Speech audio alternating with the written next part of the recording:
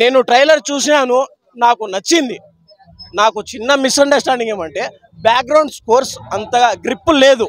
Cinema మీద ఎటువంటి doubt లేదు, ఒక అనిరుద్ మీదనే డౌట్. మన తెలుగు ఇండస్ట్రీకి పనికిరాడు అన్నా. నేను చెప్పే విషయం ఏమంటే నేను యాక్చువల్గా పక్కా డార్లింగ్ ప్రభాస్ ఫ్యాన్ని. ఈడు నా ఫ్రెండ్. ఈడు ఉండే వాళ్ళలో చాలా మంది వరకు నాకు ఎన్టీఆర్ ఫ్యాన్స్లో చాలా మంది ఫ్రెండ్స్ ఉన్నారు. నేను ఫ్రెండ్స్ కోసం వీడికి వచ్చిన ట్రైలర్ చూసే కూడా అంతగా ఆసక్తి పడి ఉండేది కూడా అందుకోసమే. ఎందుకంటే నాకు అంత అభిమానము అన్న పైన లేకపోయి ఉండొచ్చు, జూనియర్ ఎన్టీఆర్ పైన. నేను అభిమాన నటుడు ఆయన, కానీ నేను నా ఫ్రెండ్స్కి వాల్యూ ఇచ్చి వచ్చిన. వాళ్ళంతా ఫ్రెండ్సే అన్న, వాళ్ళంతా ఫ్రెండ్సే. బావా బావా అని పిలుచుకునే వాళ్ళే. మనం వీడు కొట్టుకోవాలా. నేను చెప్పే విషయం ఏమంటే నాకు వీడు ఎంత రెస్పాన్సిబిలిటీనో వాడికి నేను అంత రెస్పాన్సిబిలిటీ. నేను ట్రైలర్ చూసాను, నాకు నచ్చింది. నాకు చిన్న మిస్అండర్స్టాండింగ్ ఏమంటే బ్యాక్గ్రౌండ్ స్కోర్స్ అంతగా గ్రిప్ లేదు.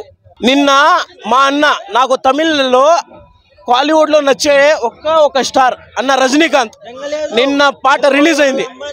ఆయన పాటకు వచ్చిండే గ్రిప్ కూడా మన అన్న పాటకి అంత లేదు అని ఈడ ఉండే జనాలు చెప్పుకుంటా ఉన్నారు.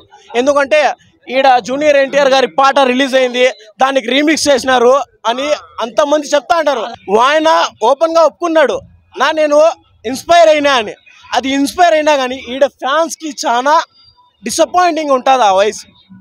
అలాంటి ఒక న్యూస్ వినాలంటే మా అన్న కాపీ చేసినారా అన్నట్టు ఉంటుంది. ఏం భయ్యా, అలాంటిది మనకొద్దు. కొత్తదనమే కావాలా మనకు. కొత్తదనం ఈ ట్రైలర్లో చూస్తున్నాం, కొత్తగా కనిపిస్తుంది. మ్యూజిక్ అయితే నాకు నచ్చలేదన్న.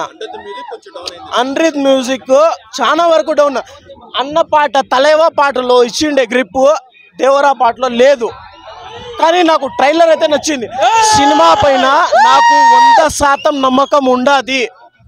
ఎందుకంటారా, నేను నమ్ముతా అన్నాను కొరటాల శివ మాకు మిర్చి హిట్ ఇచ్చినట్టు, అదేవిధంగా దేవరాకి ఖచ్చితంగా జూనియర్ ఎన్టీఆర్ సార్కి ఖచ్చితంగా హిట్ ఇస్తాడనే నమ్మకం నాకు ఉండాది.